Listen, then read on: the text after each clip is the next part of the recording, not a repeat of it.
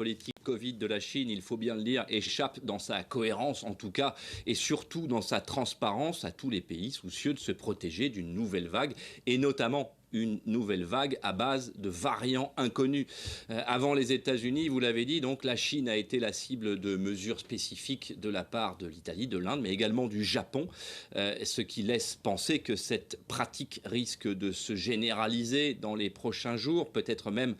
dans les prochaines semaines, et notamment autour de l'Union européenne. On l'a dit, c'est bien le manque de transparence des autorités chinoises qui communiquent finalement très peu avec l'Organisation mondiale de la santé et encore moins avec les autorités américaines sur les chiffres réels des contaminations en Chine et surtout sur la nature de ces contaminations qui peuvent être le résultat, on l'a dit, de l'apparition de nouveaux variants. C'est bien ce qui préoccupe ici la task force Covid qui agit toujours autour du président des États-Unis. Les passagers en provenance de Chine à destination des États-Unis devront donc fournir, on l'a dit, un test Covid en bonne et due forme, lequel test sera contrôlé par les compagnies aériennes qui accepteront les tests PCR, les tests antigéniques, tout ce vocabulaire que nous connaissons désormais,